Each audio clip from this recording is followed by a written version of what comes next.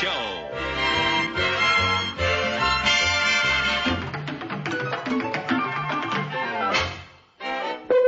Starring Lucille Ball. Co-starring Gale Gordon.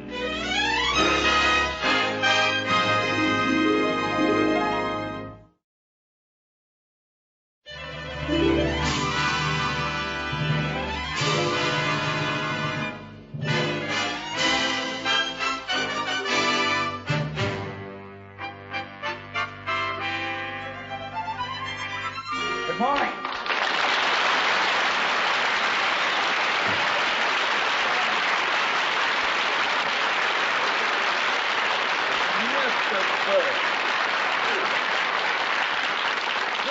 Sit down, Mr. Burns. Now then, what can I do for you? I stopped by to pick up my dividend statement. Ah, yes. Well, my secretary has your file. She'll be right back. Fine.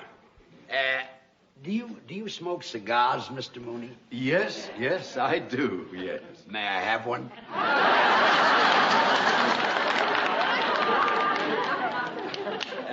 Thank you. Jack Benny always pulls that on me. Very fun. Well, you know how that is. Some actors have to be on all the time. So I've heard. Oh, that could be very annoying. I could never be like that. I think it's unprofessional. I say once an actor walks off the stage, he should leave his work there and be like everybody else. Very commendable. I've learned to relax. Like Irving Berlin said in that song many years ago. Lazy, I want to be lazy. I want to just lay in the sun with no work to be done. Yes, I remember that. Ooh, under that awning they call the sky. It was a very... Stretching and yawning and let the world go drifting by. Yes, well, I want to peep in the deep tangled wildwood, counting sheep while I sleep, like a child would, with a great big valise full of books to read while it's peaceful, while I'm killing time, being lazy now, Mr. Mooney.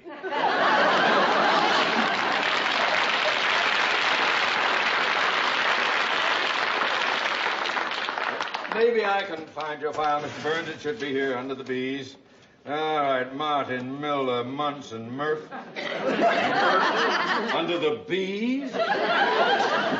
Maybe we'd better wait for my secretary. I hope you don't mind waiting. Think nothing of it. Now that I'm not doing an act anymore, all I've got is time on my hands. You and me, nothing but love in view. And if I fall, once and for all, I'll see my dreams come true. Moments to spare for someone you care for. Excuse me, Mr. Burns. Yes. Oh, I was what? Oh, yeah. But we could. Time on my hands, you and my... Mr. Mooney, don't be embarrassed. Nobody ever lets me finish a song. Would you care for another cigar? Oh, no. Go right on with your work. I'll just sit here and look at the stock report. Oh, yes. I envy you, Mr. Burns. How's that? Well, being able to retire in the prime of your life, just sit back and to collect dividends. Well, that might be true about some people, but not about me. Huh? It kills me not to be doing an act. Well, why did you stop working? Well, I've always liked to work with women. I had a great act going with Carol Channing, and then she left me. She went into Hello, Dolly, and then I did an act with Dorothy Provine, and she went into television, and Connie Stevens went into pictures. Well, why don't you find some other girl to work with you? Mr. Mooney, comedians are not that easy to find. Got to find a girl with a kind of a pixie personality, eccentric, way out, a real kook. A girl like that is very, very hard to find. Here are the contracts, Mr. Mooney. Well, it's about time you got here. I've been trying to find Mr. Burns' file. Oh, George Burns. How do you do? Oh, you've been a favorite of mine for years. Oh, thank you. Oh, I used to watch you all the time on radio. You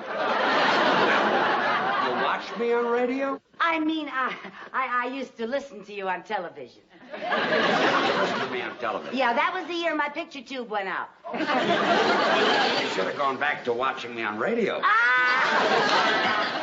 you say the funniest thing. Mrs. Carmichael! Yes, sir.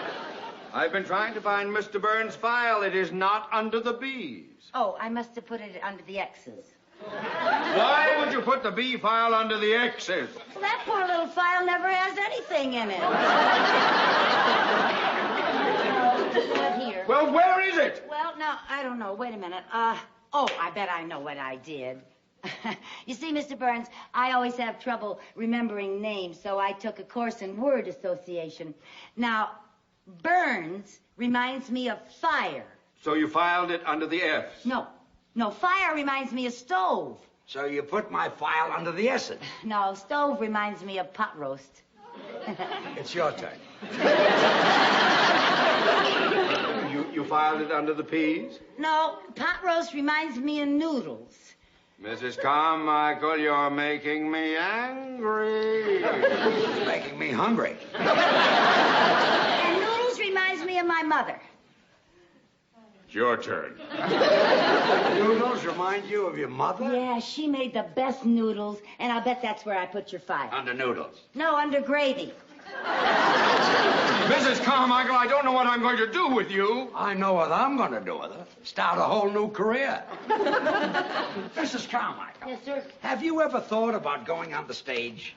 Oh, my life. How would you like to do an act with me? Oh, Mr. Burns, you can't be serious. I know it. That's why I want to get back on the stage. Oh. What do you say? Oh, well, that's very nice of you, Mr. Burns, but I couldn't do that. I couldn't quit my job here. Why not? Because it wouldn't be fair to you, Mr. Mooney. You need me. Good help is hard to find. Well, I'd be delighted to start looking. Now, Mrs. Carmichael, this is a great opportunity for you to make a lot of money. Yes, I know it does sound like a wonderful opportunity. Yes. But... Oh, and you know, today, my horoscope said that my whole future was going to take a turn for the better. So did mine. How much would I make? Well, it's unprofessional for an artist to discuss money. Oh. That's usually handled by your agent or someone who handles your financial matters. Oh, well, Mr. Mooney usually handles all my financial things. Yes, and I'd be delighted to represent you in this matter. Would you? Yes, indeed. For the customary 20%. 10% is customary. Oh, 10. Oh, yeah. Well, you see, I'm new to show business. You two talk it over, and when you decide on what you want, you can get together with my agent. Fine. Here's my address. Be at my apartment tonight, and we can start rehearsing. Your apartment? Nice and quiet there, and nobody will bother us. Well, I hardly know you, Mr. Burns, and going to your apartment, you in show business and all. Mrs. Carmichael, you don't have to worry about a man like Mr. Burns. She does, too.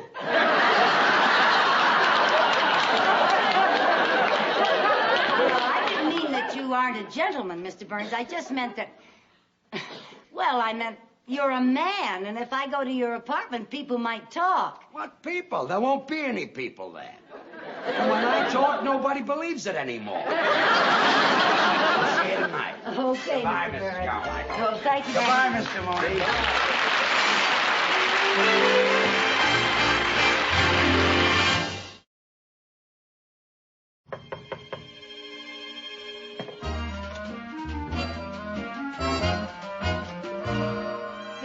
Burns. Good evening. Come on in. Thank you.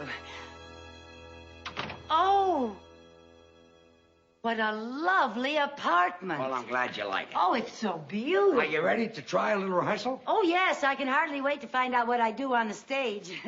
First, you've got to learn how to get on the stage. Oh, yes, sir. See, Yes, making an entrance is very important. Oh.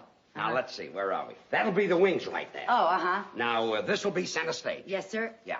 Is that the audience out there? That's the audience. Okay. Now, we're introduced over the house mic. Oh, are we? Ladies and gentlemen, here they are, George Burns and Lucy Carmichael. Now, the orchestra plays our entrance music. Oh, what is our entrance music? Some of these days. Oh. Now, let's make our entrance. Let's go into from the over list. here. Now, you walk out just like I do. Yes, sir. Okay. Yes, sir. Now, here they are, ladies and gentlemen, George Burns and Lucy Carmichael. Now, there's music, and I'm walking out, and I'm bowing, and I get to the center of the stage, and when I get to the center of the stage... Sorry, Mr. Honey, you walked out too fast. Oh, well, I guess I've waited so long to go on stage that I was kind of in a hurry. You belong over here. Oh, over here? Over there. Oh. That's it. Now, we'll start. Yes. Well, Lucy, say hello. Hello. Not to me, to the audience. Oh. Hello. Don't look down at the audience. The people in the back can't see you. Oh. Hello. Now, I'll tell you a little trick. Especially when you're new and you might be self-conscious. You look out at the audience, but you don't see them. You sort of look past them. Oh. Well, now. Well, Lucy, say hello. Hello. That was very good. Oh, thank you. Do that again. Hello. What's that? What is that business? Oh, a little curtsy. Yeah, well, I saw Ginger Rogers do that on the Late Late Show last night. Yeah, I saw her on the show. She's my favorite. My very favorite. Look, she's very good. Yeah, Fred Astaire was in the picture, too. It was a wonderful picture. You know, at the beginning of it, Fred was an ambitious young dancer playing in a show in Muncie, Indiana. Muncie? You ever been in Muncie? I was closed there. Oh. Well, Ginger Rogers is one of the chorus girls in the picture, and Fred's up there dancing away, you know, and Ginger's in back of him kicking with the girls, you know, and she accidentally kicks Fred. And the people laugh, and Fred is very embarrassed, you know. And then the girls go off stage, and Ginger starts for her dressing room, and Fred comes off stage, grabs her, and starts bawling her out. And that poor little thing is on the verge of tears. She's hurt? Not her, him. Oh, him. It hurt where she kicked him. Oh. And he tells her she's nothing but a clumsy clown with 2 left feet. And he calls her a no-talent nitwit. And then she calls him a swell-headed nincompoop. Yeah, and that's when they realize that they really love each other. It always So later that night, he goes over to her apartment to apologize for bawling her out, you know. And he knocks on the door. He knocks on the door. If that's Fred Astaire, I'm giving up cigars. Come in. Oh, good evening, Mr. Burnley. Nice to see you. Oh, if you don't mind my dropping by. Now, I suppose you came by to transact a deal. Yes, I did. And to see how my client is getting along. Well, we've been rehearsing a little bit. Yeah, Mr. Burns is teaching me how to say hello. Hello. Oh, my, that's very good. She'll be worth a lot of money, this girl. Well, I don't discuss money. You'll have to talk to my agent. Hello. Yeah, no more. Hello? Save it until after we've made a deal. Oh. By the way, Mr. Mooney, I hope you don't think I'm taking advantage of you. How's that? Well, show business is new to you, and you'll be dealing with a man who's had a lot of experience in theatrical deals. Well, what's the difference? Money is money. And after all, a man with my vast banking and financial experience, it may be that your agent will be the one who is at a disadvantage. Oh, no. My agent is very good at money matters. Oh? Excuse me. Yeah. Hello? Mr. Burns, your agent's calling. Good. Put him on. Hello, George. This is Jack.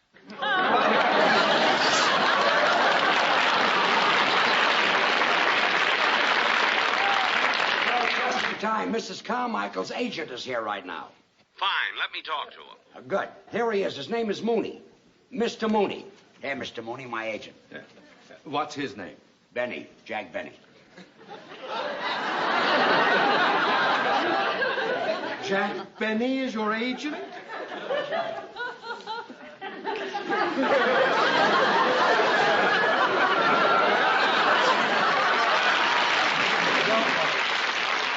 We'll be fair to you. We will not. I'll handle this. You just get us booked someplace. I got you a break-in date for tomorrow night at a club in Santa Monica. We open tomorrow night at a club in Santa Monica. Oh, that's wonderful. Great. The bookers from Vegas will be in to see you, and so I hope the act's good. Don't worry, she'll be fine. I mean you.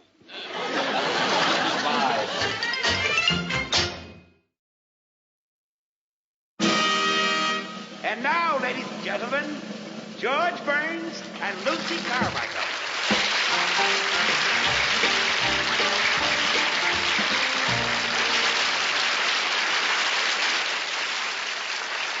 Lucy, say hello.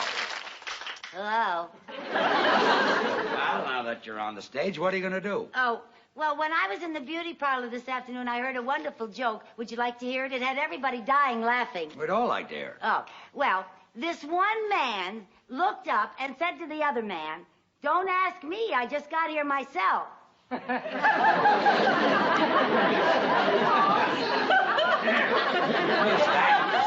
that the joke? Well, there was some stuff ahead of it that I didn't hear. That's the line that they were dying laughing at. I wouldn't tell that if I were you. Too old? Oh, yes, it's been kicked. Oh. Let's talk about your brother. Oh, which brother do you want to talk about? The one that's married or the one that's in love? The tall one. Oh, yeah. Well, that's my brother Harry. He's with the FBI. Your brother's with the FBI? Yeah, they picked him up in Kansas City. So the FBI picked him up. Well, they had to. He couldn't pick himself up. Loaded again. Yeah. Poor Harry. Hasn't your family ever tried to do something about his drinking? Well, we sent him to a psychiatrist, and the psychiatrist worked and worked to get to the bottom of Harry's drinking. And finally, he found out Harry's problem. What was it? Harry likes to drink. Well, we all have our reasons. I think Harry drinks to forget. Forget what? That he's a kleptomaniac. He's a kleptomaniac. Harry was always going into stores and taking things, so you know what my mother did? What? Well, she took some adhesive, and she taped his hand shut, all but this one finger. Taped his hand shut, all but that. Why? Well, so he could play marbles with my other brother. You can't play marbles with one finger. Well, Mother did that to even up the game. You see, Harry didn't have all of his fingers, and my other brother didn't have all of his marbles.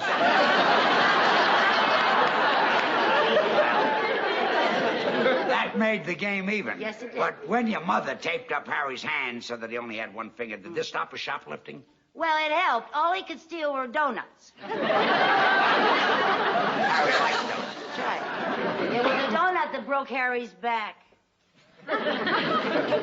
Donut broke his back? Yeah. You see, he had a donut in his right-hand pocket, and he tried to get it out with his left hand. And broke his back? Yeah.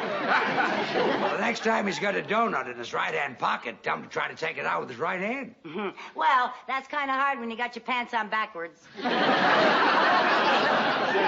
had his pants on backwards? Yeah. You see, Harry had a suit with two pair of pants, and he put one pair on frontwards and one pair on backwards. So that he could walk either way. That's when the truck hit him. What truck? The truck that didn't have its lights on. Well, why didn't the man in the truck have his lights on? Well, he didn't have to. It was daytime. Well, if it was daytime, didn't the man in the truck see your brother coming? He didn't know it was my brother. Oh, he saw two pair of pants coming toward him, and he drove right between them. Well, that's our music cue. And my cue.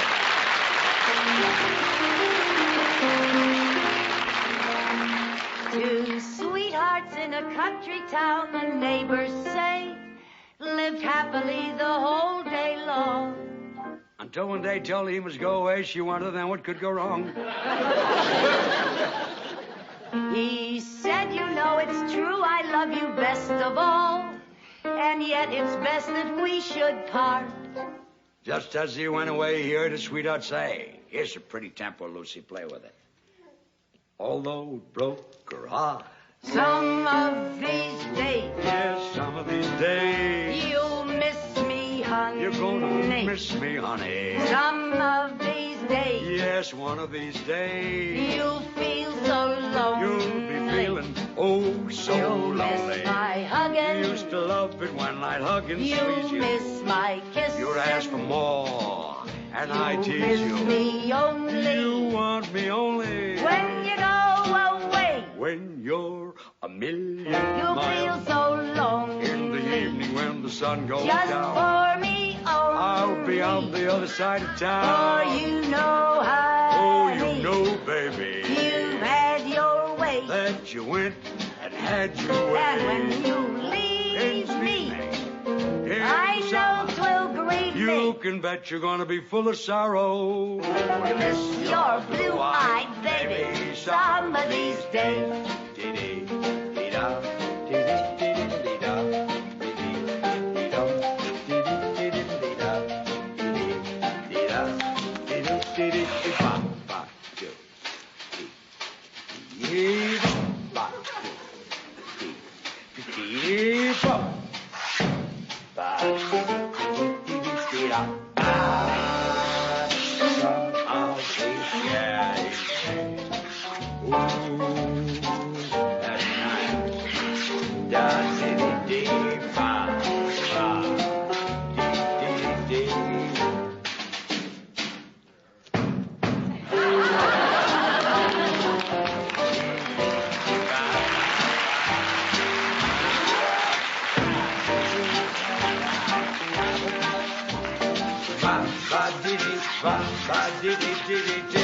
Lonely, just for me only.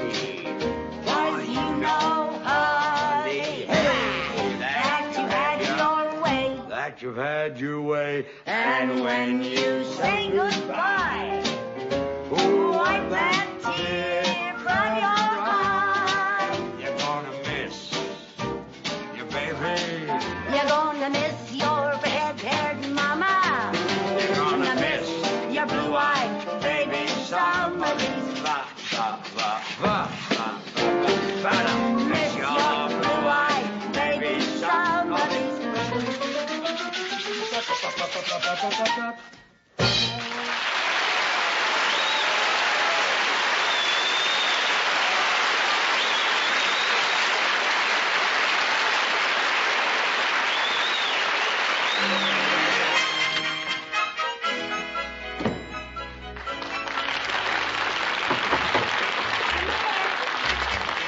Lucy, you were just great. Thank you. Everybody out front is talking.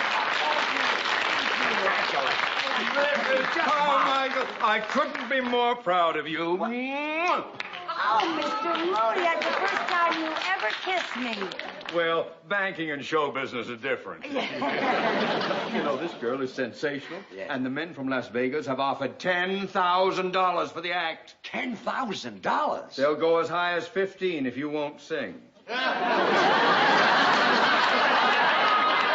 We'll take the 10. Did you hear that, Lucy? We're going to Vegas. Oh, that's just wonderful. You know, this is like what happened to Ginger Rogers in that picture last night. The producer saw her on the stage. She got an offer to go to Vegas, but she'd been with Fred so long that she didn't want to be... Oh, Mr. Burns, I can't go. Why not? Oh, because I can't leave Mr. Mooney. But I want you to go. Oh, no, you don't. You need me. I don't need you. I want you to leave. Oh, I couldn't leave you any more than Ginger could leave Fred. Not even when Fred pretended to be mad and said things that were very nasty to make her mad. Mrs. Carmichael, please get it through your head. I want you to go with Mr. Burns. My life would be happier without you. Happier! That's just what Fred said, because he didn't want to stand in her way. But Ginger knew that Fred needed her, just like you need me, Mr. Mooney. Now. I'm sorry, Mr. Burns, but it just wouldn't work. I couldn't be funny out on the stage thinking about Mr. Mooney back in the bank trying to get along without me. Mr. Mooney, you must be a wonderful man. How do you inspire such loyalty? I don't know what I've done to deserve this. Well, I hope you're not mad at me, Mr. Burns. What for? This is the story of my life. But what about the engagement at Las Vegas? Well, now that I don't have a girl, I guess we'll have to pass up the $10,000. Oh, I'm just awfully sorry about it, but, you know, Mr. Burns, Mr. Mooney has... What are you doing? If you think I'm going to let $10,000 go down the drain, you are crazy. Some of these days...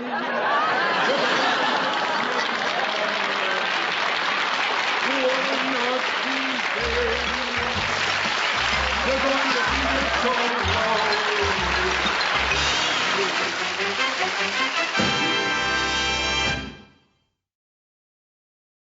The Lucy Show.